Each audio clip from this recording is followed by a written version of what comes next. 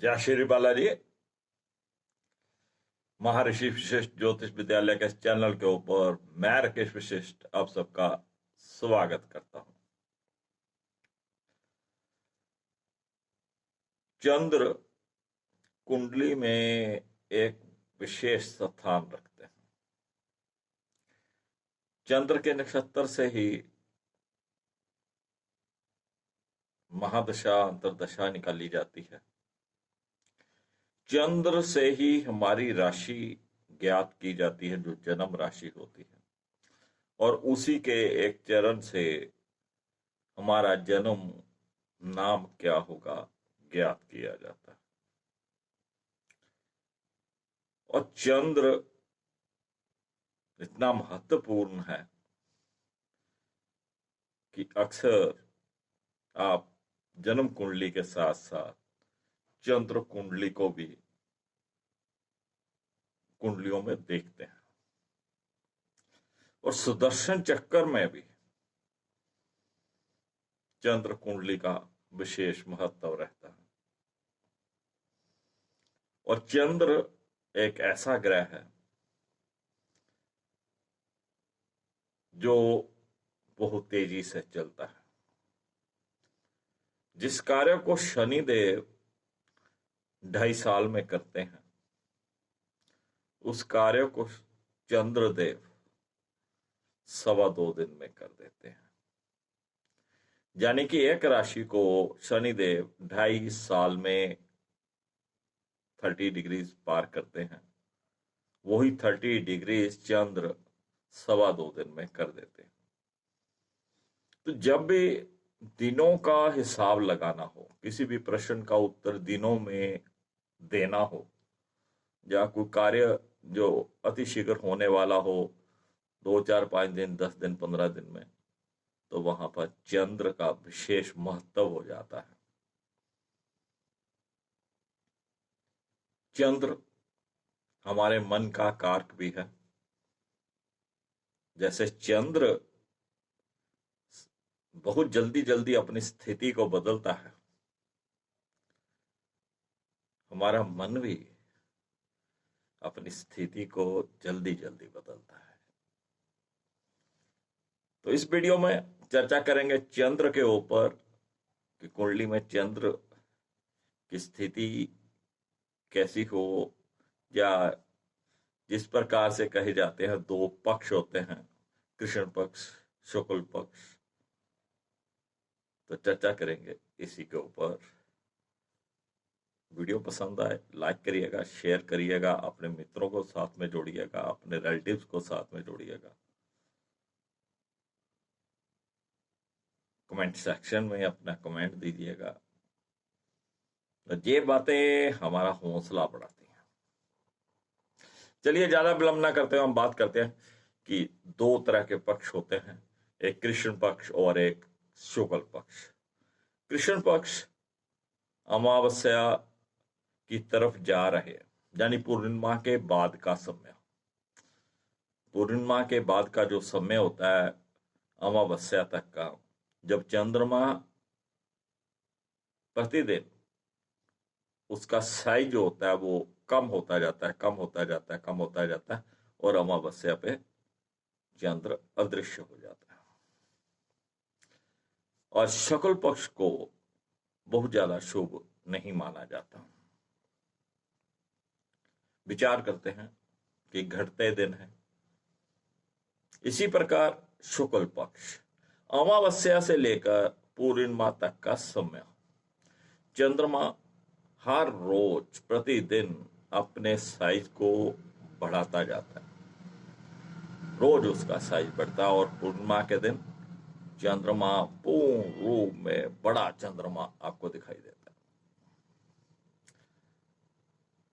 और इसका हमारे मन से बहुत संबंध है।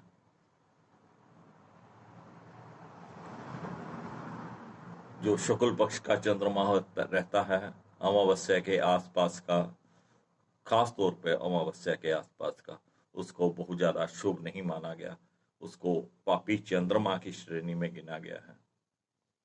और जो पूर्णिमा के आसपास का चंद्र होता है उसे शुभ चंद्रमा में गिना गया है। मान लीजिए किसी का पूर्णिमा के आसपास का जन्म है, चंद्रमा की स्थिति, और वहां पे जब हम चंद्रमा को शुभ मान लेंगे कि ये चंद्रमा बली है, ताकतवर है, लेकिन वहां पे कुंडली में भी चंद्रमा की स्थिति को देखना है। केवल पूर्णिमा का चंद्रमा होने से या पूर्णिमा के आसपास का चंद्र होने से या शुक्ल पक्ष का चंद्रमा होने से वो शुभ नहीं होने वाला। पुराने समय में जब ज्योतिष चल रहा था, जब ज्योतिष के ऊपर कार्य हो रहा था, तो वो इसी प्रकार हो रहा था कि सूर्य मंगल क्रूर ग्रह हैं, राहु शनि पापी ग्रह हैं। जब इनके ऊपर उनको सही रिजल्ट नहीं मिले, तभी पराशर जो ऋषि रहे हैं, पराशर ऋषि, जिनके सिद्धांतों पे आज हम ज्योतिष कर रहे हैं, उनका जो रिसर्च वर्क रहा, उन्होंने लग्नों के हिसाब से अलग अलग ग्रहों की श्रेणियां बना दी, कारक अकारक, और उन्होंने योग कारका जैसा ग्रह, केंद्र त्रिकोण के संबंध, और उन्होंने ये भी बताया दिया कि शनिदेव स्वभाव से पापी हो सकते हैं, स्वभाव से बुरे हो सकते हैं, लेकिन कुंडली के हिसाब से वो शुभ भी होते हैं। तो इसी प्रकार का नियम जब हम चंद्र के ऊपर लगाएंगे, अगर चंद्र छठे 8वें 12वें का स्वामी है, बहुत लोग कहते हैं जी चंद्रमा को अष्टमेश दोष नहीं लगता, छठे का दोष नहीं लगता, 12वें का दोष नहीं लगता। अरे भाई, उस भाव का स्वामी है तो फल तो उसी का ही देगा। धनु लगन जैसी कुंडली, धनु लगन में चंद्र जो होते हैं वो अष्टम भाव के स्वामी होते हैं, और अष्टम भाव जो होता है वो शुभ भावों में नहीं गिना जाता। और ऐसे में चंद्र पूर्णिमा के आसपास का हो तो अधिक कष्ट देगा। अगर चंद्र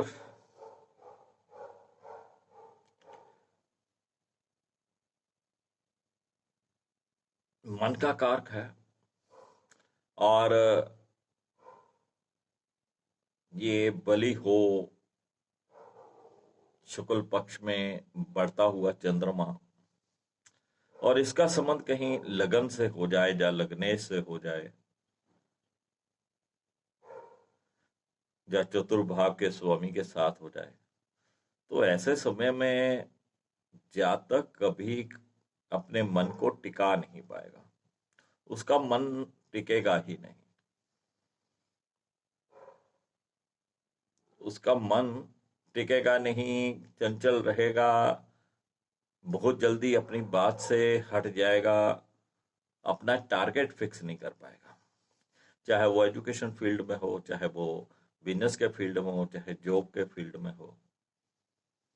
एक कार्य को करते करते करते वो बीच में छोड़ देगा, उसका मन करेगा मैं दूसरा कार्य कर लूं, और वो दूसरे कार्य की तरफ अपना मन लगा देगा। तो इस तरीके से जो चंद्र जब बली हो वो, तब भी मन के को एकाग्र करना बहुत जरूरी हो जाता है। इसी प्रकार अगर अमावस्या के आसपास का जन्म है और चंद्र कहीं शुभ भावों का स्वामी है, आपके भाग्य का स्वामी है, आपके कर्म के क्षेत्र का स्वामी है, आपके पंचम भाव का या आपके चतुर्भाव का स्वामी है, या लगन का स्वामी है, तो उसका कमजोर होना, अगर नमेश होकर वो कमजोर है, अमावस्या का जन्म है, तो भाग्य में कहीं ना कहीं रुकावट देगा। अगर वो आपके दसम भाव का स्वामी है और अमावस्या में जाकर वो कमजोर है, अमावस्या के आसपास का जन्म होने के कारण, तो कारोबार में, आपकी जॉब में वो स्थिरता नहीं दे पाएगा।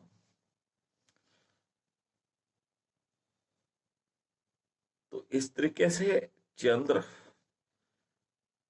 बहुत ज्यादा ताकतवर हो जाना या कमजोर हो जाना, जब कमजोर हो जाएगा वो एक और बात का आपको ध्यान रखना पड़ेगा। अगर कहीं वो राहु या केतु के साथ आ जाए, या राहु शनि जैसे ग्रहों की उसके ऊपर दृष्टि हो, तो ऐसे समय में जो मन होता है ना, वो बेचैन हो जाएगा। मन में बेचैनी लगी रहेगी, बिना बात के वहम भरम मन में उड़ते रहेंगे, और जो डिप्रेशन का कारण बनेंगे। और जहां पर भी अगर आपको चंद्र को ठीक रखना है, तो मन को एकाग्र करना पड़ेगा। जब तक मन को आप एकाग्र नहीं कर पाएंगे, तब तक चंद्रमा आपको परेशान करेगा, चाहे वो बली हो, चाहे वो कमजोर हो। और मन को एकाग्र करने के लिए एक शेड्यूल बनाया जाए, एक टारगेट फिक्स किया जाए, उस टारगेट से जल्दी हटा नहीं जाए, इस तरीके की कोई आदत बनाई जाए। आपको वो कार्य पूरा करना ही है, बीच में छोड़ना नहीं है।